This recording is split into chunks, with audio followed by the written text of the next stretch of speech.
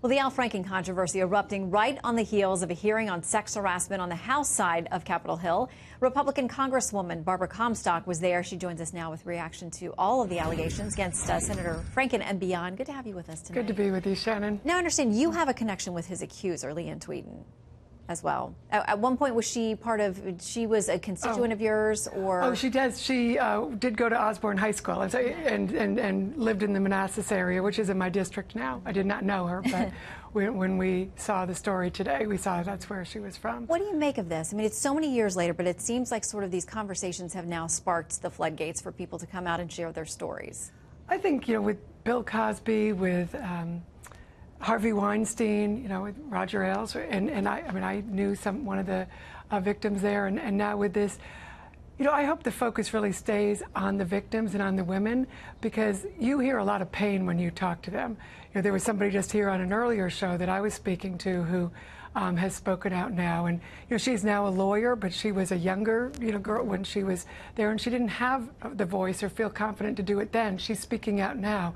There are people who experienced this 2 decades ago who are afraid to come forward because everyone goes to their corners, and depending on who you're saying it about, people don't want to believe it. So I think it's important that we take this time to really, what we're trying to do in Congress is change and beef up our policies. We're going to make mandatory training, have much more aggressive in-person universal uniform training.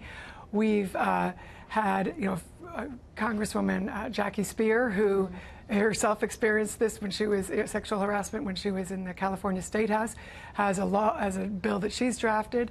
Congressman Bradley Byrne, who was a labor lawyer by trade, came out with a lot of great ideas that we are now incorporating and putting together. We're going to have more hearings on best practices and how we can really protect these young women, because the predators target younger women often, and people who can't fight back, or people who are in a position and vulnerable.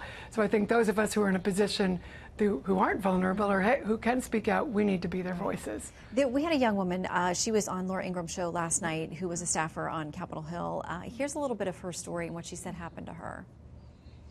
As a young woman, your instinct is fight, flight, or freeze. And my instinct was to run. And I tried to get away from the situation by moving to another office. And that was not successful. I was retaliated against, wrongfully terminated, and then blackballed. And she talked about the fact that she not only lost her job, but then there were blocks to her finding other jobs. And we've heard other young women on the Hill say they didn't even know there was an office where to go complain. Not just saying it's young women, young men have been targeted on the Hill as well. We know those stories. Yeah, no, and that's why we want to have things like maybe an ombudsman or a special counsel who's for the victims, because right now the way it works, they go through a counseling period when they're the victim. And so these things that really shouldn't be in place, that for whatever reason, they're out of date, and we need to change. And there's the speaker has already said we're going to have mandatory training. We're going to be able to take a number of these recommendations that we've gotten from people and put it through pretty quickly in a resolution.